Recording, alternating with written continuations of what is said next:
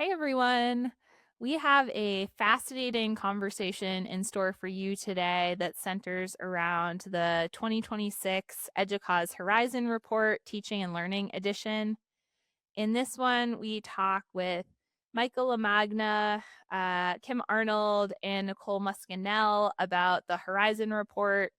We talk about some reasons that this report is different this year, including the new Signals of Change section, which shows emerging signals that may point to larger trends in higher education and technology.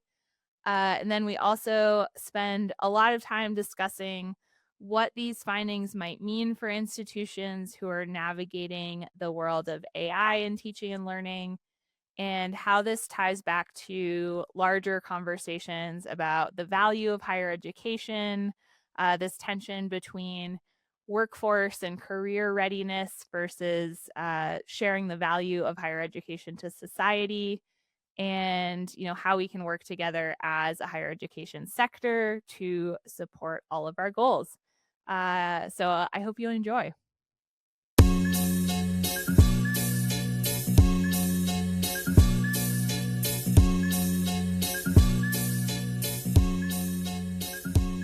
Hello, everyone, and welcome to EDUCAUSE Shop Talk.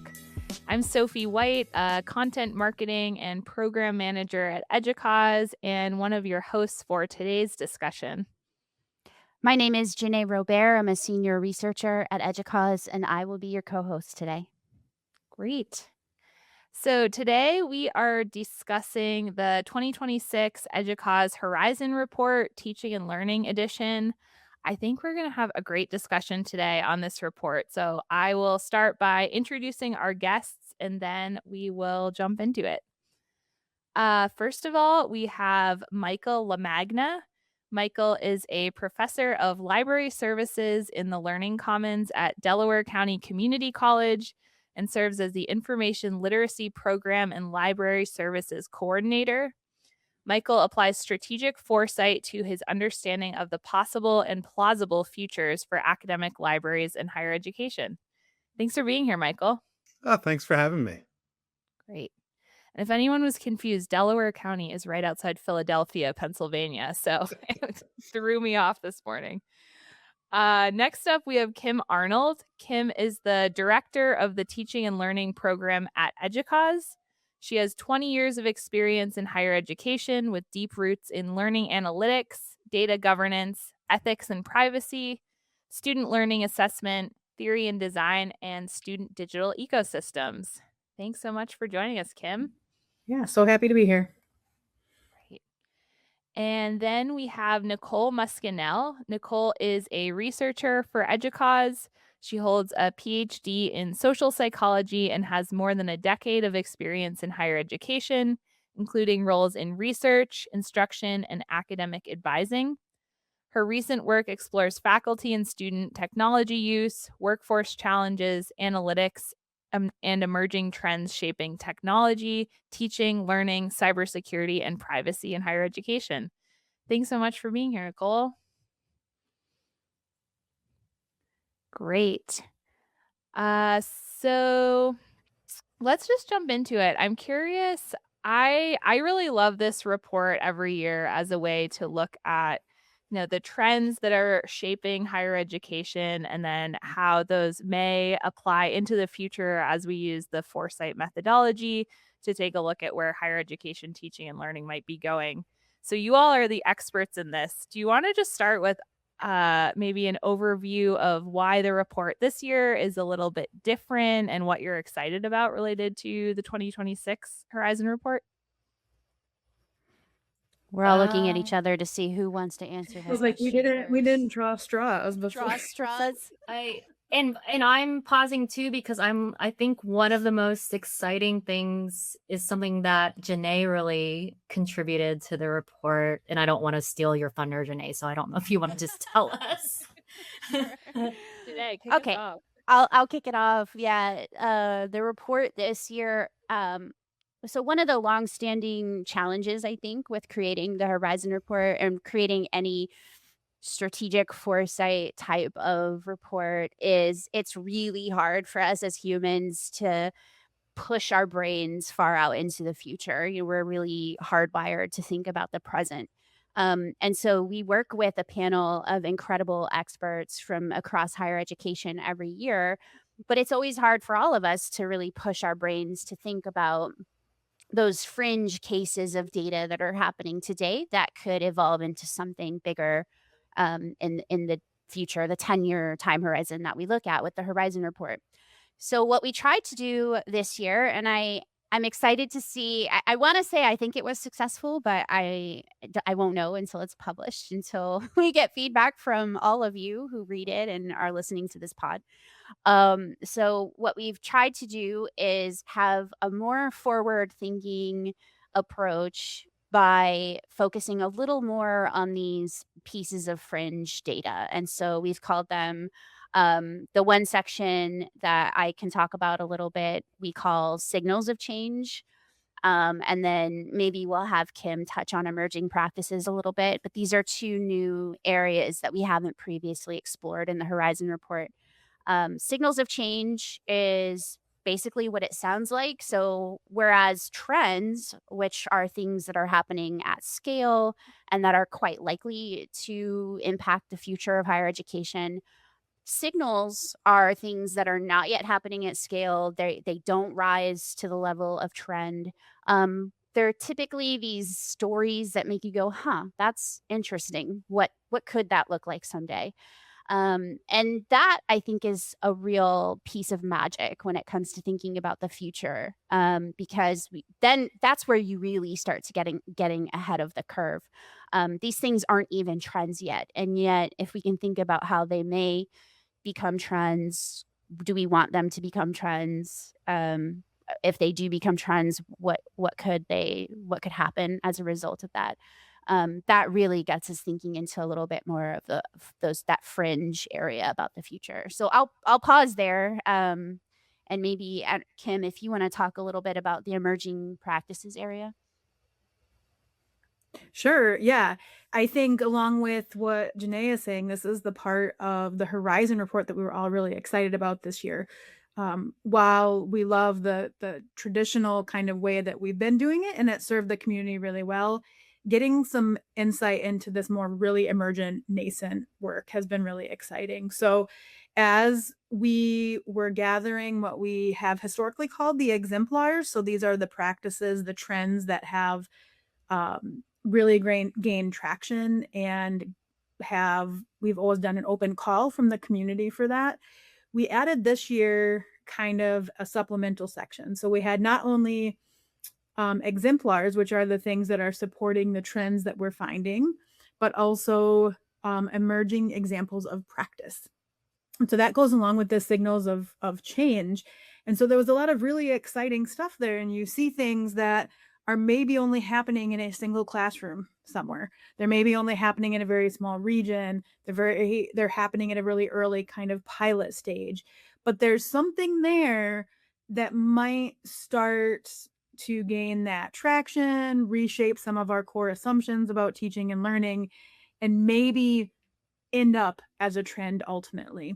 And so as institutions, we think this will be really helpful as you're planning your action steps, thinking about what others are doing, how they've done it successfully, and how they've scaled it, but also keeping at the front of the mind some of these really cool emergent practices that may trend into the trend space. I use that word too much there, I guess, but also it might not go anywhere. But I think the ability to take a step back and really think about that really critical innovation that's happening in a lot of places that we haven't been able to highlight in the report in the past because we wanted it to be at that scaled level to reach the definition of an exemplar. I think that's really exciting this year and hopefully will resonate with a lot of the community. Yeah, I'd like to say I think the trends are an excellent part of the report, but these signals of change and these exemplars really give institutions an idea of what's coming up on the near horizon that they should really be starting to explore in the next 5 years, probably, so that they're staying ahead of these trends moving forward. And we see that happening now. The trends are going to talk about AI, they're going to talk about the lack of trust in higher education, and I think it's an excellent starting point for those conversations on campus. But we need to really start as an industry, as higher education, thinking about where are we going next, and really working towards that future we want. So these signals of change and these exemplars really give us that path to start having those important conversations, not about what's happening today, but where we want to be tomorrow. And so this is an excellent addition to the report. I think everyone's captured a lot of the main points, but so I'll just quickly say I think one of the biggest things is that with foresight, and with the Horizon Report specifically, the goal here is that you're able to see like the broad set of connecting, interconnected things that are changing together. Not for you to just look at the report and go, oh, okay, well, here's what I need to be concerned about, and it's just on AI. But it's more like, here's, financial pressures that are going on. Here's some cybersecurity things, and we throw AI into the mix.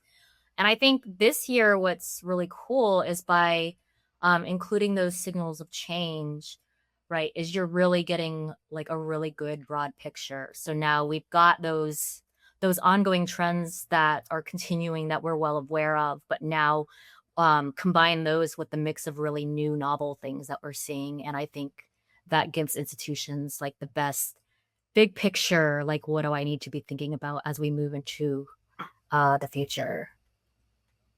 I want to underscore something that Michael said too, kind of connected to actually something everybody said. But um, this idea that we need to think both about the 10-year horizon, but also about nearer term horizons. And I think balancing that is really challenging. But something that I have never heard anybody disagree about is that change is happening faster now than it ever has in any other time in the past. Um, and and we've been very thoughtful about this actually when it comes to what the Horizon Report looks like and how it serves the community, in the sense that the Horizon Report has historically taken that 10-year time horizon, and as the times shift, as the needs to be resilient become even more urgent, and the need to think about those shorter time horizons becomes even more important than it ever has. We're really looking for that balance, I think, I guess what I really want to make sure people kind of take home from this is that it's not an either or. We don't want to become an organization or a community that just responds to timely things as they pop up. We don't want to only focus on those signals of change. We don't want to only focus on that next news story or that next, we're recording this in early May. And so we have big security breaches on our mind as we're recording this. We don't want to become a community that only responds to things as they're happening, but we also don't want to forget about the link between current events and that longer term plan. And I think that's what we're trying to do now with the Horizon Report, is find that balance. And I really like how you said that, because we want to be proactive and not reactive. We've been, as an industry, so reactive in higher education to those external forces that are imposing on us. And we can see that play out in a lot of the trends in the Horizon Report this year. But I think it's important that we start being proactive and really driving education and really our institutions to the future that we want. And those signals of change allow us to see what is on the horizon and really work towards that future that we want, not only for our institution, but our students, our faculty, and the larger communities that we serve.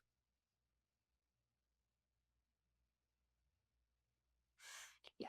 I I couldn't agree more, and this is taking me back a little bit, Janae, to a conversation we had a few weeks ago related to looking at a 50-year horizon for education and technology. We did an episode that was, kind of a thought experiment in some ways, looking at where technology could go and how it relates to society.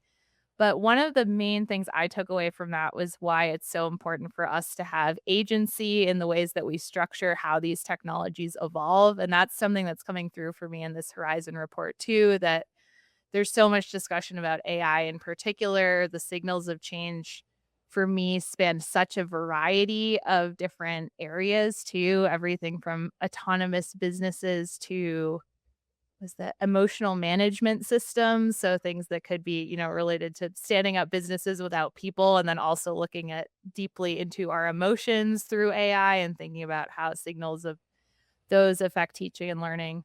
But in general, the theme I feel like I'm hearing coming through is, like, how much power we have in making sure that we, keep these technologies, equitable and thoughtful and intentional in how we roll them out to our students. Yeah, that's always been my favorite part of doing horizon research in general is that by by being really intentional about thinking about data about today, and how that applies to tomorrow, we can create that future that we want to see, and we're not passive recipients of that future. So, I mean, Sophie, you brought up one of the cringiest examples, actually from the Right. so the emotional management Mhm. system, if this is making you cringe, you're not alone, but it is a Also signal cringes. of things that could happen of things that could scale in the future, and so this is an AI powered, exactly what it sounds like, emotional management system. It's intended to monitor the emotions. This is actually being used in a school, and I think it was middle school. Someone could fact check me. I swear I wrote this section of the Horizon Report. But um, so the intention is to be able to monitor the sort of affective experiences of students in your class in real time, and then help you intervene if there are issues, or just understand the experience of your students. For me, this is incredibly terrible. I have no other way to say it. I think it's a horrible idea.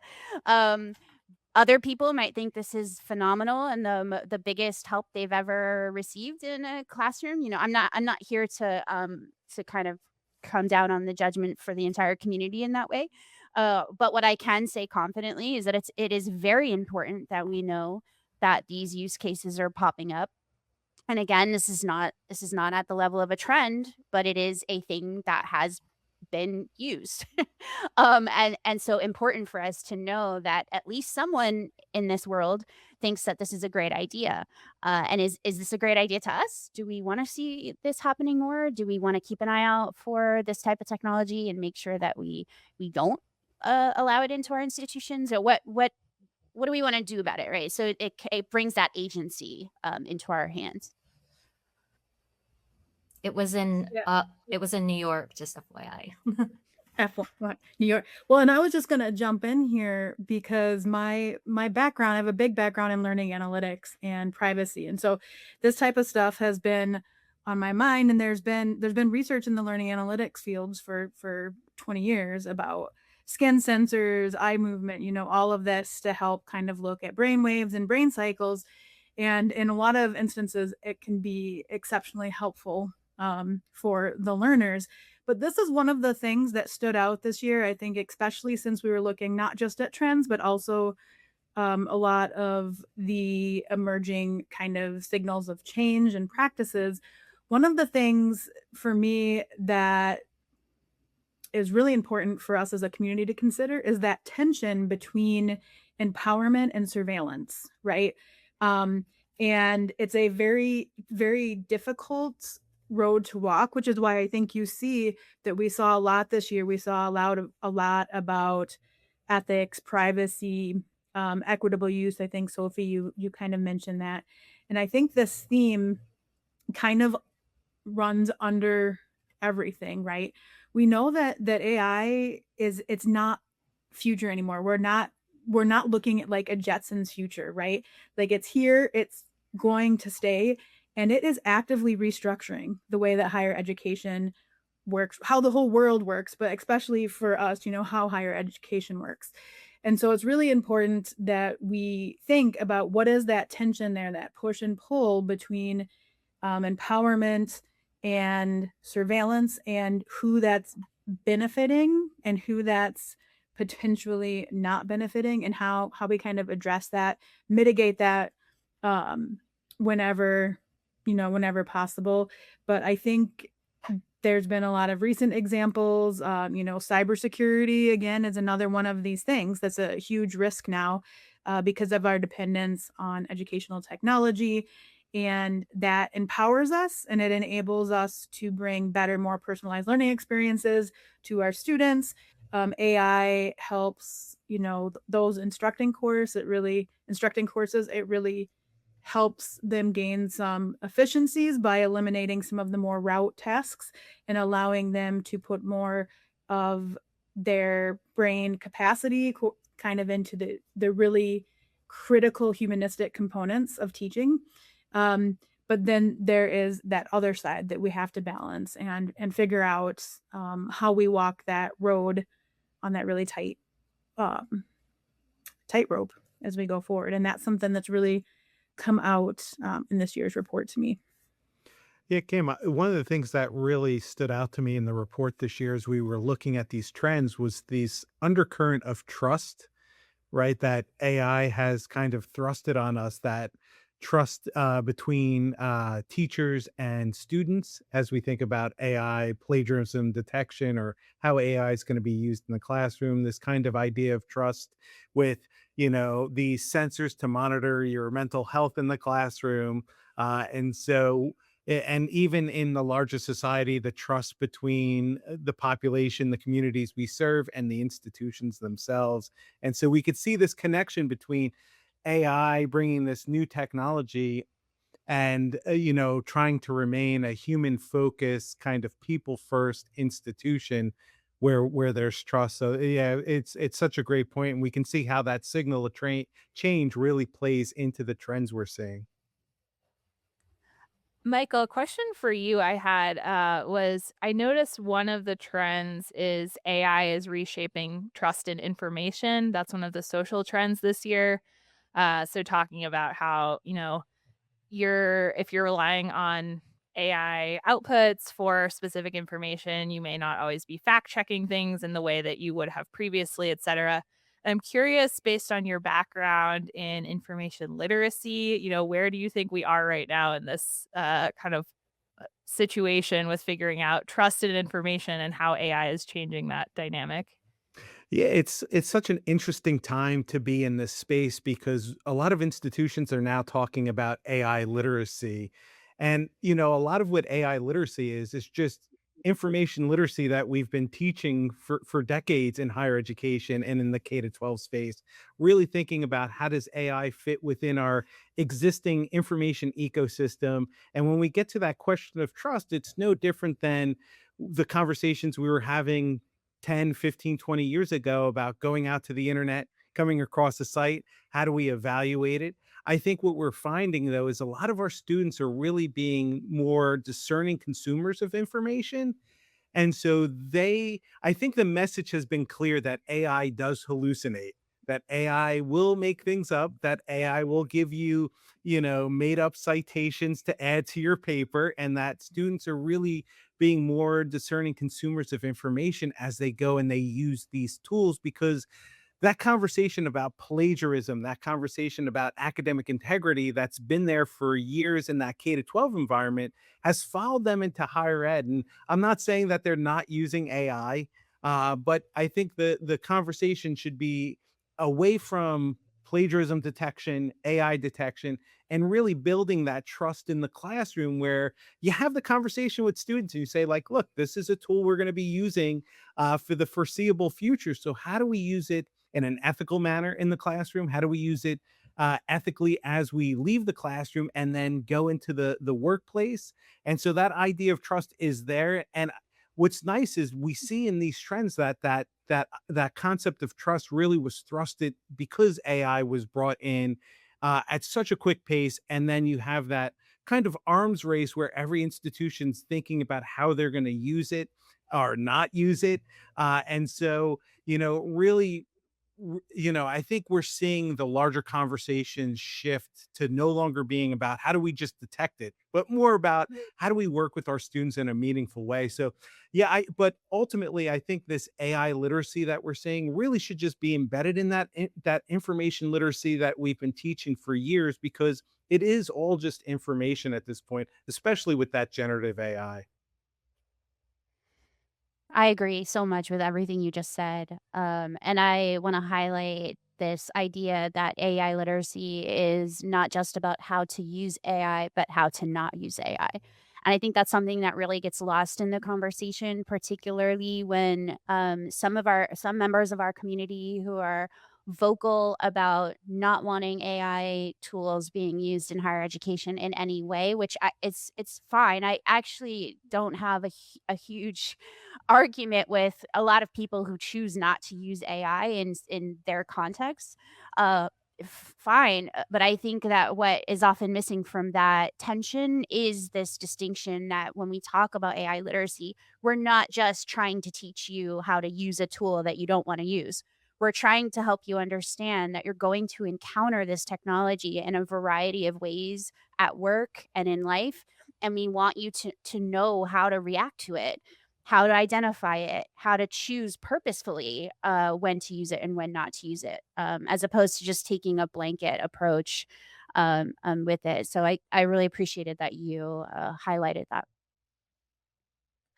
I'll add too, I noticed some discussion about this in the environmental trends section. So Nicole, I'd love to hear what you think, but I from my perspective am seeing an increasing awareness of environmental effects of AI in data centers. I know I'm in Colorado and there's a vote happening this week related to potential safeguards on data centers built here. So I appreciated the discussion of also teaching students, intentionally using AI for certain things while considering what is your carbon footprint around that AI use and how can you consider when you should or shouldn't use it to support your studies. Yeah, I think I mean, I don't actually know what the student perspective on this is currently, but we do know, right, that Gen Z, for example, is way more concerned about environmental issues than prior generations. So I would suspect that, starting to teach them about, what the carbon footprint is, and then how do we start to actually come up with ways for using AI more intentionally, um, and in ways that actually are not detrimental to the environment. I think they would be very much be open to that and on board with it. I think right now everybody's kind of seeing the concern over these data centers, and that we're starting to realize, there isn't going to be enough water to operate these centers if we just keep evolving at the pace that we're evolving at. And so I think on the one hand, it's going to be about developing newer sources of energy to like run these new advanced AI models and technologies. But I do think right now, like in terms of students, faculty, staff, and professionals at higher ed, it's going to start to be a question of how can we change our immediate behaviors when using AI to make sure that we're not causing a lot of damage to the environment. So maybe I can work on, for example, something as simple as my prompt engineering so that I'm not asking like ChatGPT 20 questions if I don't need to, but kind of getting that down to, okay, let me just ask this one really precise question and not try to give it 50 more prompts after that. And that's just a little example. Obviously, like that probably has a small impact, but collectively, when those things add up together, I think it's really going to be important.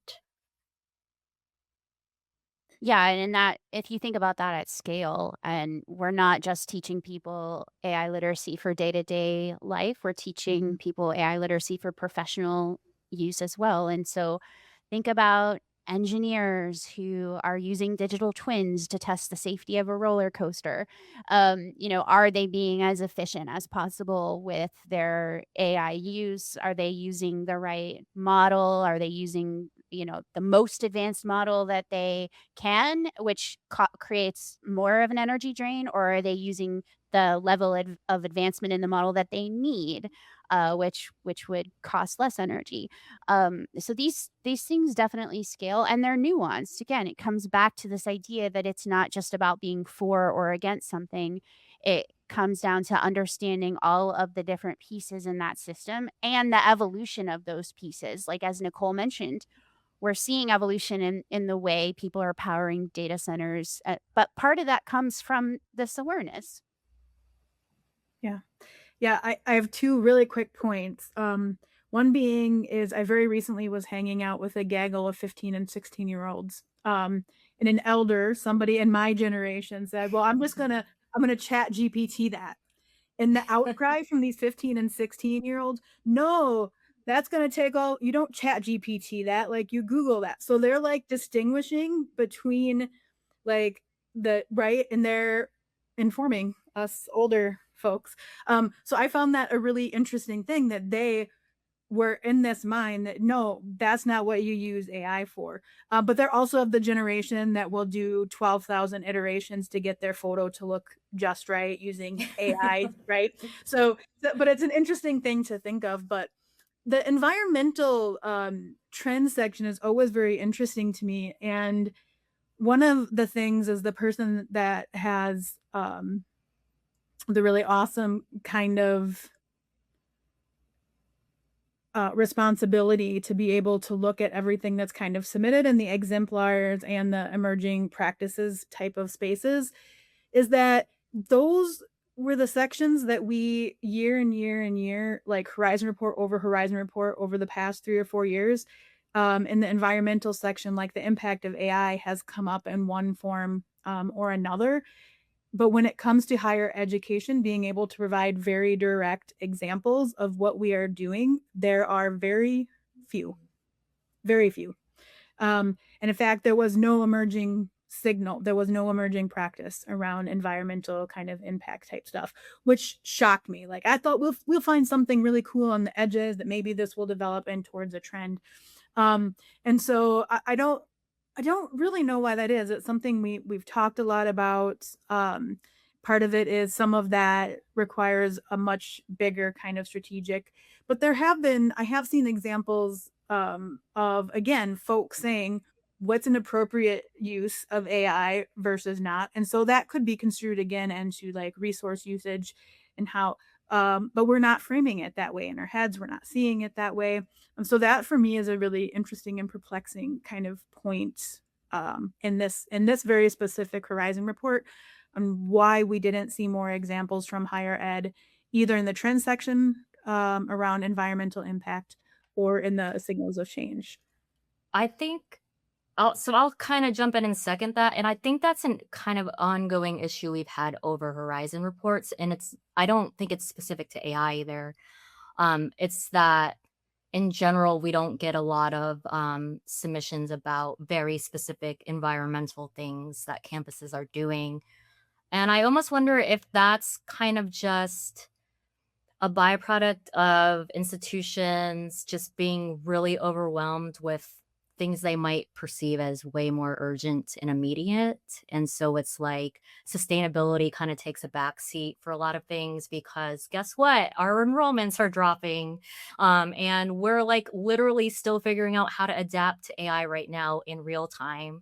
So, like, we don't have the time and space to enter the sustainability arena and do really specific meaningful things right now. Um, I think that could be at least part of it. Yeah, I'm glad you pointed that out. And it's a good opportunity to point back to another Shop Talk episode that we did that focused on the sustainability element of AI tools. We had done a little quick poll about AI related procurement, for example, and talked about what role sustainability played. Spoiler alert, it ranked very low on the list. And we had our friend Karen Costa come in and talk about some of those things with us. So that's a great episode to watch if this is an interesting topic to you. The other thing I wanted to point out was if you're listening or watching and you have a great example of something you're doing related to sustainability and big data, we would really like to hear about it. So whether that's another Shop Talk episode or an EDUCAUSE case study or an EDUCAUSE review article, I don't know, but reach out to one of us on this call and let us know because I think that is a topic that deserves a lot of attention, and yet, as Kim and Nicole said, we often don't get a lot of data from the community about what's being done in that space. So I feel like there's so much we could talk about related to AI, but I'm curious. I was seeing in this report, and let me know if I'm misinterpreting it, but it seemed like there was really a tension between this push for measuring the ROI of higher education, proving the value of higher education, trends towards things like credentialing and stackable credentials versus keeping, the core principles of higher ed as a place for exploration and critical thinking and community to support societal goals. So I'm curious, what do you all think about that massive question and what the Horizon report this year tells us about, what we should be doing? I have so many thoughts, but I want to pause and see if anybody else wants to jump in. I have so many thoughts too, but I feel like I've been talking too much. I know, I feel like Yeah, I've talked a lot too. I think I agree with Janae and Kim. So maybe the best place to start is from someone who's on the ground in higher ed. Michael. Yeah, absolutely. Of course, I have a lot of thoughts on this as well because we see this tension playing out. And I'm at a community college, so we have that tension between transfer degree programs as well as career and technical programs. And what we're finding is that there really is a tension there where we're being asked by the local community, the local business community, employers to really produce graduates that are ready to hit the ground running as soon as they start a job, and we have to figure out a way to make that fit within a career and technical program or even a transfer program. And so we see this playing out not only in the trends but in higher education over the last couple of years as to is a bachelor's degree, say, required for that job that you're looking for, and if it is required, is the expense to earn that bachelor's degree, does it pay off for that job itself? Because does the salary equate to that time, and lost opportunity to get that there, as well as just a larger question of maybe these micro credentials are a better place to start, where you can kind of create a pathway where these credentials stack over time to really get somebody where they need to be, because maybe they don't need that bachelor's degree, but they just need enough classes in how to use AI in the workplace, right? Or, a specific tool, and that gets their foot in the door. And so that's really where that tension plays out now. That traditional view of higher education, that place where you're going for an education for education's sake, right? To expand your mind in the liberal arts. I think we're seeing that tension play out in government funding, right? And we had those kind of conversations in the Horizon report. You're seeing it play out in terms of local communities where students are thinking about enrolling. And so, really, I think this is a trend that we're going to see continue for a while now until higher education kind of catches up to it, because this trend is really outpacing institutions, at least from my perspective. But I'd love to hear what everybody else has to say. Yeah.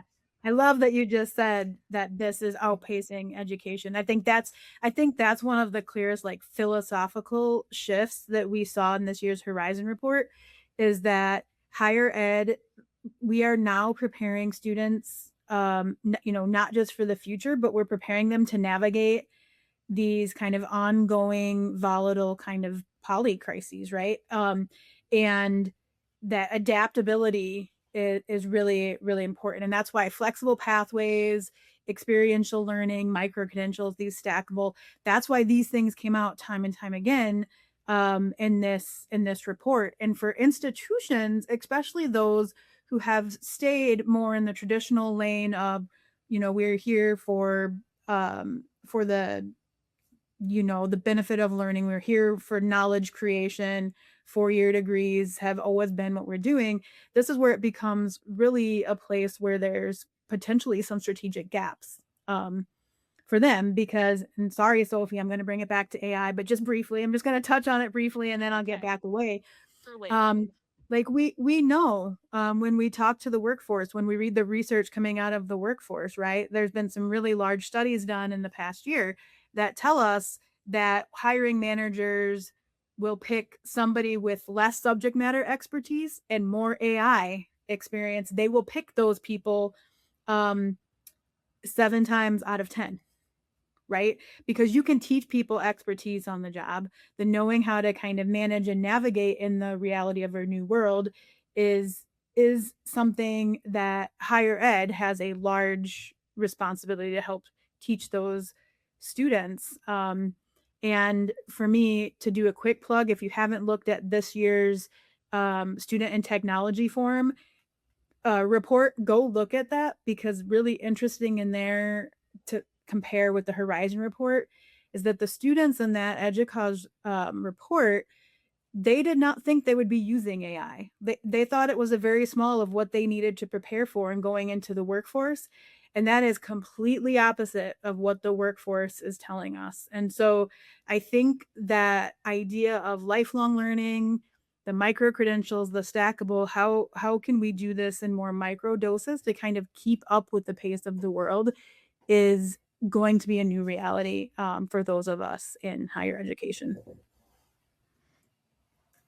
The only Yeah. thing I want to add to this conversation is that, like so many of the other things we've talked about today, this is a very nuanced topic. This is not just should we or should we not prepare students for the workforce. This is not just should we or should we not teach students certain discrete skill sets. This is not should we or should we not respond to the pressures of federal funding. There are just so many elements to consider.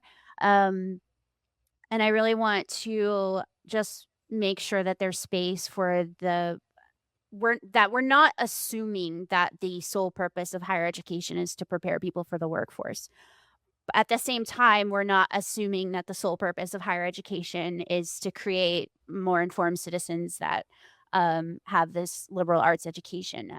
I think that either one of those singular pathways could be appropriate for some institutions, but for the majority of institutions in our community, both of those things have to be true. That we're both preparing people to be informed citizens and whole people, and also we are preparing people for a workforce. And it's incredibly complicated. I've heard some experts in this area say they think that perhaps this will result in more differentiation of institution types in the future, that perhaps institutions will realize that it's simply too challenging now to meet all the needs of all the people. And so that you may have institutions kind of coming out and saying, look, we're primarily focusing on workforce preparation unapologetically, like this is the population we're serving and this is what we're doing, and that other institutions will double down on this liberal arts approach. I my personal opinion as someone who works in this field, I hope that we don't only see that differentiation. I think that is okay to see some institutions specialize in that way, but I do hope that we still see some element of the other in each, like some mix in each institution. Yeah, and I'll just chime in and say I think Janae points out a really good point. I think part of it is just a communication problem. And I'm not saying there's not work to be done in this area. There's definitely work, but I think higher ed has not been particularly great at communicating exactly what the value is. And so that's part of the issue is it's not just one thing that you're getting out of college, right? So, and I think that's why a lot of people are concerned is, well, if we boiled this down to just you get a job and what the economic payoff is, you're losing actually a lot of what higher education actually provides. But part of the reason that's continuing to happen is I think institutions have to get better at saying, okay, these are the different things that we provide to students, and it's not just about getting a job, but it can be a lot of other factors that, by the way, contribute you to succeeding in real life beyond just the workforce. And I'm just thinking at the top of mind, like cognitive and socio-emotional development is something that you really do get out of the college experience. So I think part of the issue here is really coming down to we have to learn how to identify exactly what you're getting out of college and actually communicate that to people a lot better.